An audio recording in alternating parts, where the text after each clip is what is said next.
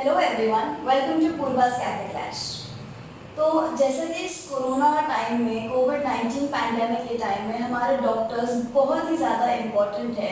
Same level पे हमारे police force, traffic force सभी बहुत ज़्यादा इम्पोर्टेंट है। और आज हमारे साथ में है मिस्टर उमाकांत चौधरी, जो कि डीएसपी है ट्रैफिक में। आइए उनसे बातचीत करते हैं। Thank you so much Umakant ji for joining me. तो मैं जानना चाहूँगी कि इस टाइम में कोविड-19 पैंडेमिक के टाइम में आपने ये सब कैसे मैनेज किया? क्या एक्शन प्लान था आपका?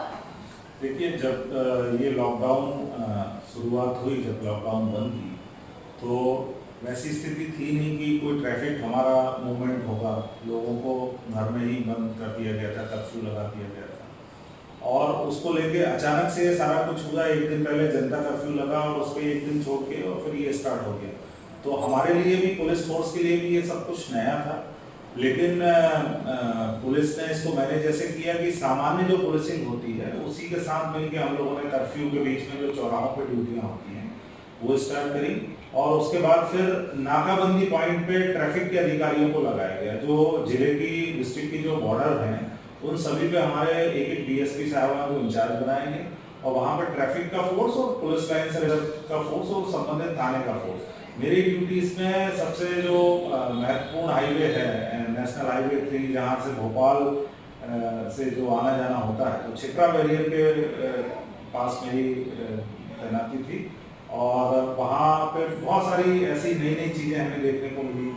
और ये एक ऐसा समय था जिसमें हमें कई सारे, बाद में फिर कुछ दिन बाद ये शुरू हो गया, फर्स्ट लॉकडाउन के बाद जब इसको आगे बढ़ाया गया तो लोगों में एक पेशेंस वो लोग होने लगे और अपने घर जाने के लिए बेताब होने लगे। तो ये कई सारी चीज़ें आगे हमें देखने को मिली। जी, आपका एक्सपीरियंस, पर्सनल एक्सपीरियंस कैसा रहा? क्योंकि ये लाइफ टाइम में वन टाइम एक्सपीरियंस है, तो आपका कैसा एक्सपीरियंस रहा था इस चीज़ में?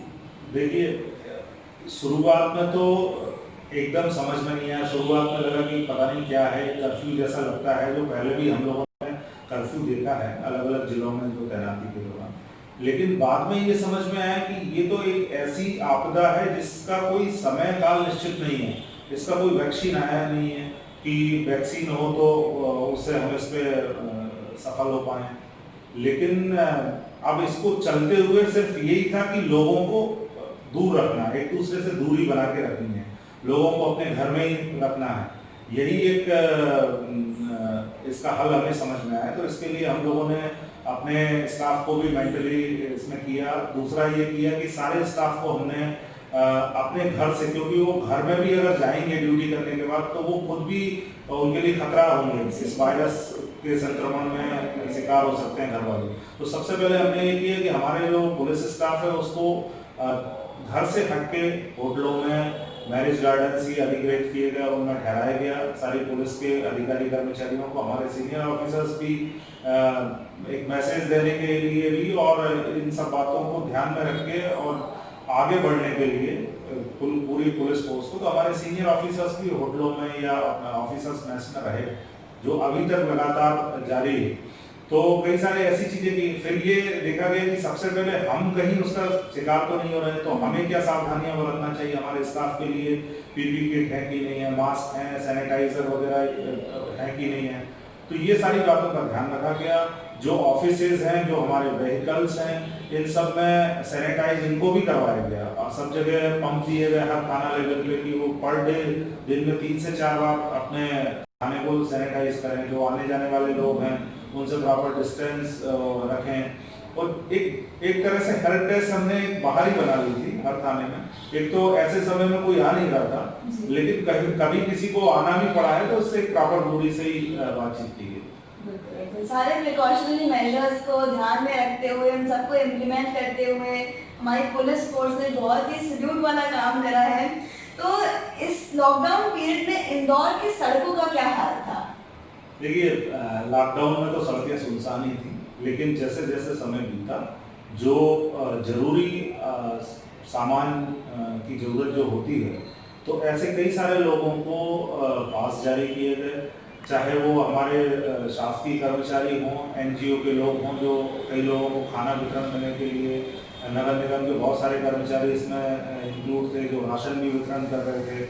साथ में कई इमरजेंसी सेवाओं के लोग जो मेडिकल स्टाफ है उन सब के साथ साथ और भी ऐसे सहयोगी हमारे चाहे नगर रक्षा ग्राम रक्षा समिति के सदस्य हों, ऐसे कई लोगों को पास जारी किया गया। केवल मैं समझता हूँ कि 20% जो ट्रैफिक है वो हमें समझ में आता था, और बाद में तो कुछ समय ये हो गया कि जब हमारे इंदौर में मरीजों की संख्या बढ़ने लगी तो इसमें भी निरंतर कमी होती गई, और लोग खुद से जो पहले निकल रहे थे चाहे मीडिया के लोग हों, वो भी जब तक बहुत जरूरी ना हो तब तक नहीं निकलते थे। तो एक तरह से सड़कें सुनसान रहती थी।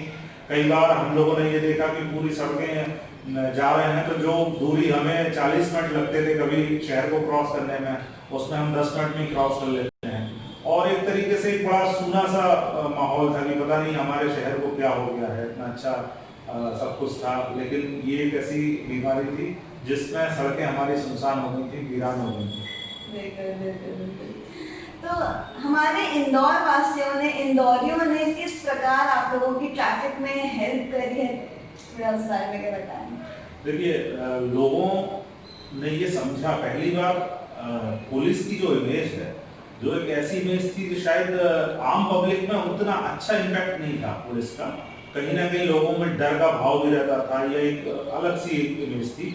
लेकिन मैं पूरे विश्वास के साथ कह सकता हूँ कि अब आफ्टर ये कोविड ये इमेज एकदम चेंज हो गई। लोग हमें अपना मददगार समझने लगे, अपना दोस्त समझने लगे हैं।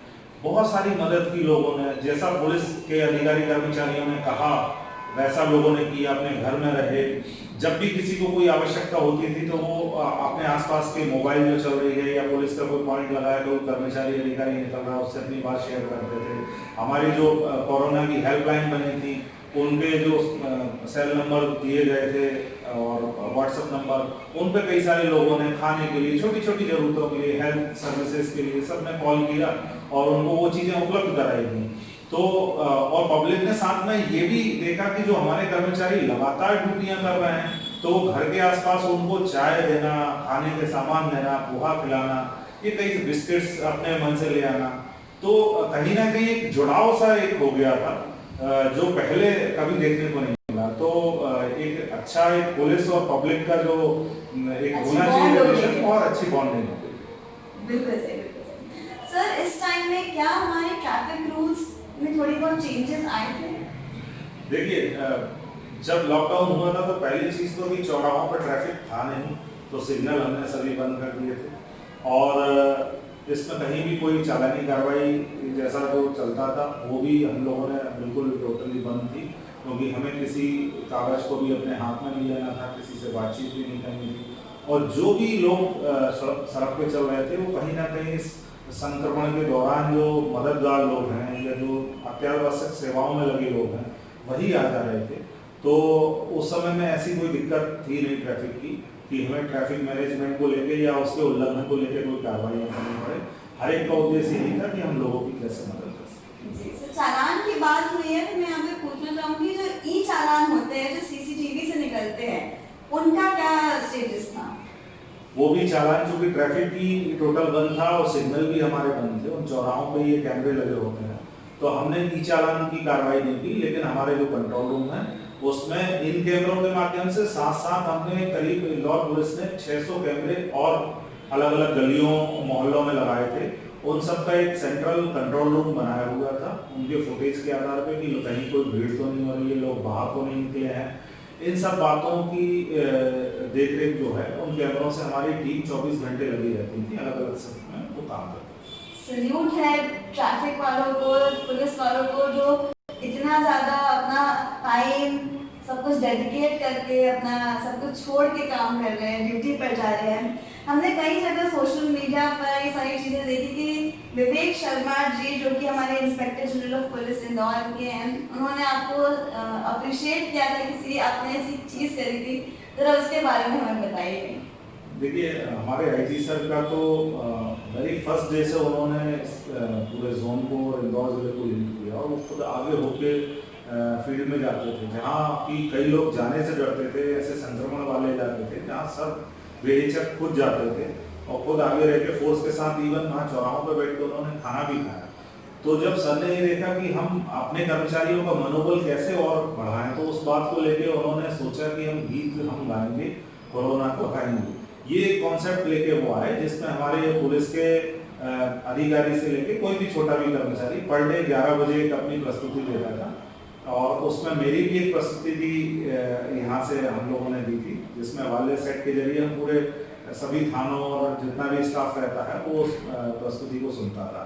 तो उस प्रस्तुति के कारण ही जो है सर ने मुझे भी एप्रिसिएशन लेटर दिया था। तो ये आइडिया कैसे आया था कि हमें ऐसा कुछ करना चाहिए इतने नेगेटिविटी के माहौल में? ये आइडिया आप लोगों के मन में कैसे आया? की बात वही है कि जब हम अपना कोई ऐसा काम तो कर नहीं रहे, हमारा जो पुलिस का जो मेन काम होता है अपराधों की रोकथाम करना, ट्रैफिक का मैनेजमेंट करना, तो जब लॉकडाउन हो गया, टोटल शहर बंद है, देश बंद है, विश्व बंद है, तो फिर ऐसे समय में कोई और चीजें तो थी नहीं। साथ में ये था कि हमारे पुलिस के भी अधिकारी कर्मचारी संक्रमण का शिकार हो रहे थे, और उनकी फैमिलीज में भी वो मैसेज एक ऐसा जाना चाहिए, डर का खौफ का माहौल था। जब भी हम किसी से बात होती थी, चाहे हम किसी और शहर से, हर व्यक्ति, इंदौर में जो मध्य प्रदेश में सबसे ज्यादा संक्रमण था, तो हर व्यक्ति हमारे, चाहे दोस्त हो, परिवारजन हो, हर व्यक्ति यही पूछता था, भाई आप अपना ध्यान रखना, आप लोग अपना ध्यान रखना। और इसी बीच में हमारे जो शहर के टीआई साहब हैं, उनकी भी दुखद मृत्यु हुई। तो उसको लेके ये माहौल को हम कैसे ठीक कर पाए, अपना मनोबल पुलिस के अधिकारी कर्मचारियों में हम कैसे बढ़ा के रख पाए, उस बात को लेके ये कॉन्सेप्ट आया था, और वो कहीं ना कहीं हम सबको जोड़े रखता था। हम लोग इंतजार करते थे कि अगले दिन किसकी प्रस्तुति है और कब हम उसको सुन पाएंगे। आपने प्रस्तुति में क्या किया था? मैंने एक किशोर कुमार का गीत था, जो हमारा समय चल रहा है, आ चल के तुझे मैं लेके चलूं। एक बार हमारे व्यूअर्स के लिए अगर आप गा पाए तो प्लीज सर। आ चल के तुझे मैं लेके चलूं एक ऐसे गगन के तले, जहां गम भी ना हो, आंसू भी ना हो, बस प्यार ही प्यार पले, एक ऐसे गगन के तले। बहुत ही मधुर आवाज है सर आपकी, एंड सच्ची में आपको सर्टिफिकेट मिला, आज आपको अप्रिसिएशन मिला, आप सच्ची में उसके हकदार हैं, आपने बहुत अच्छे से गाया इसको।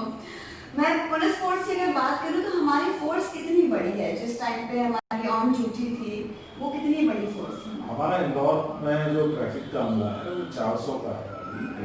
400 हमारे अधिकारी कर्मचारी हैं, पूरे शहर के ट्रैफिक को मैनेज करते हैं, और वो सारे अधिकारी कर्मचारी बिना किसी छुट्टी के, जो बाहर भी थे, छुट्टियों में भी थे, वो भी अपनी छुट्टी कैंसिल करके घर आ गए थे। जो कभी ऐसा होता था कि जो इवन हमारे बीच में कुछ ऐसे लोग भी रहे जो इस दौरान ही रिटायर हुए हैं, लेकिन उन्होंने उस आखिरी दिन तक अपनी ड्यूटी की।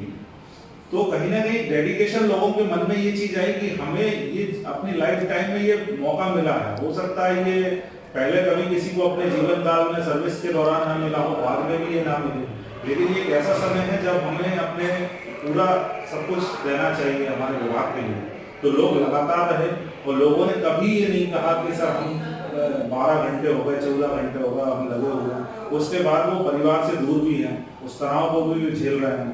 तो ये कई सारी चीज़ों के बाद भी जब हम अपनी ड्यूटी पे रहते हैं तो कहीं ना कहीं हमारे फोर्स को एक अच्छा मैसेज जाता है, और बॉन्डिंग जरूर, मैंने कहा कि जैसी पब्लिक के साथ हुई है तो हमारी फोर्स के साथ भी हमारी बॉन्डिंग। जी सर, जी सर। सर अगर बात करें तो हमारी जो पुलिस, ट्रैफिक पुलिस फोर्स वाले, वो कहाँ पर, किन जगहों पर ड्यूटी पर थे इस टाइम? शहर के मुख्य चौराहों पे हमारे ट्रैफिक के अधिकारी कर्मचारी लगे थे, जो थानों का मामला है उसके साथ ही। लेकिन सबसे महत्वपूर्ण ये था कि हम लोगों ने नाकेबंदी पॉइंट बनाए थे, जो शहर के बाहर लगे हुए थे, आउटर एरिया में, डिस्ट्रिक्ट के जो बॉर्डर हमारे शुरू होते हैं, उनमें हमारी ज़्यादा से ज़्यादा करीब 10 से 12 कर्मचारी एक साथ ड्यूटी पर रहते थे, और वो आने जाने वाहनों को, एक एक वाहन को चेक करना, उसको नोट करना, कौन कहाँ जा रहा है, उसके पास प्रॉपर पास है कि नहीं है, अगर नहीं है तो उसको आने जाने नहीं दिया जाता था। इस दौरान जिन लोगों ने भी उल्लंघन करने की कोशिश की, उनके खिलाफ सख्ती से 188 के तहत कार्रवाई भी की गई। तो कुल मिला के जो पूरा अमला है उसकी ड्यूटी रूटीन ड्यूटी से अलग थी, लेकिन वो उन्होंने पूरे मन से किया, और एक अलग तरह का माहौल था जिसको पूरी तरीके से वो उस पर खड़े होते। जी सर, जी सर। हम अनलॉक की बात करें अगर, तो हमारे जो ट्रैफिक पुलिस फोर्स वाले हैं, उन्होंने अनलॉक में क्या-क्या चेंजेस देखे? देखिए, जब 68 डेज का पूरा जब लॉकडाउन पूरे शहर ने देखा, और उसके बाद जब ट्रैफिक वॉल्यूम शुरू हुआ, तो शुरू में ये रहा कि पहले दिन हमें सिग्नल हम लोगों ने स्टार्ट कराए। रात में ये घोषणा हुई थी कि कल से खोलना है, इतने इतने परसेंट लोगों को अलग अलग जोन में ये छूट रहेगी। तो सिग्नल हमने सुबह से स्टार्ट कराए, तो बहुत सारी 68 दिन से बंद है, तो जो सिग्नल ठीक करने वाले या चालू करने वाले लोग हैं, उनको कोई टेक्निकल प्रॉब्लम भी गई, कभी बंद हुए, कभी वो ब्लिंक करने लगे। तो एक दो दिन में वो चीज़ें मैनेज हुई। फिर जो हमारा रूटीन में जो बाहर लगा हुआ था फोर्स, उसको हमने विड्रॉ करके शहर के जो चौराहे हैं, सामान्य तरीके से जो ड्यूटियाँ होती हैं, उसको लगाया गया। और अभी तक ये स्थिति थी कि हमारा सुबह 7 बजे से लेकर रात को 9 बजे तक ट्रैफिक का अमला 2 शिफ्ट में काम कर रहा था। और अब जरूर सामान्य स्थिति है, अब चूंकि इतना ट्रैफिक हो गया, तो अब हमें रूटीन के जो चालानी कार्रवाई हैं वो सारी भी शुरू करनी है। जी सर, जहाँ पे हमारी बात हुई है कि आपने बताया हमारे रूल्स में थोड़े बहुत चेंजेस आए थे, सिग्नल बंद कर दिए गए थे, तो लोगों को आदत नहीं थी गाड़ी चलाने की और रूल्स को फॉलो करने की। तो क्या जब अनलॉक हुआ है अब जाकर, तो हमारे यहाँ पे रूल ब्रेकर्स बढ़ गए हैं? बिल्कुल, इससे नेचुरल वो भी होता है, क्योंकि जब हमने लॉकडाउन किया था, तो हमने जो हमारे 4 लेन या जो भी डबल रोड थे, उनको बंद करके बीच में एक सिंगल रोड ही चालू किया था। तो कई बार लोगों का आना जाना जब होता था छूट के दौरान आवश्यक सामान लेने के लिए, तो वो उन सिंगल रोड से ही आना जाना, मतलब रॉन्ग साइड से भी आना जाना उनको अलाउ था।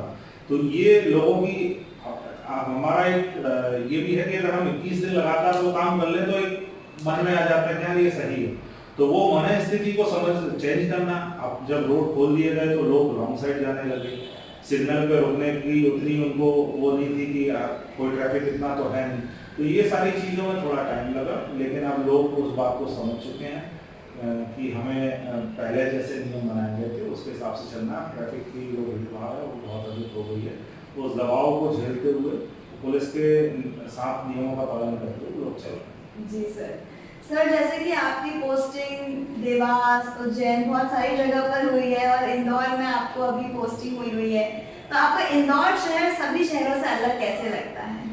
देखिए, इंदौर एक तो आर्थिक राजधानी है हमारे मध्य प्रदेश की, बड़ा शहर है, महानगर है, और यहाँ के लोग बहुत अच्छे हैं, और यहाँ का रहन सहन, यहाँ एजुकेशन बहुत अच्छा है। हम अपने बच्चों को बहुत अच्छी एजुकेशन यहाँ उपलब्ध करा सकते हैं। यहाँ हेल्थ फैसिलिटीज़ बहुत अच्छी हैं। यहाँ से connectivity, air connectivity, international airport है हमारा, तो वो भी है। और स्वच्छता में जो हम लोग लगातार 3 साल नंबर 1 पे आए हैं, तो पूरे शहर का एक ऐसा माहौल है जो अलग ही है। यहाँ चाहे कोई उत्सव हो, कोई भी चीज़ हो, वो बड़े अलग तरीके से मनाई जाती है। तो लोगों में एक जो बॉन्डिंग है वो बहुत अधिक है, सोशल बहुत हैं लोग, खान पीन बहुत ही अच्छा है यहाँ का, जिसके लिए लोग याद करते हैं इंदौर को।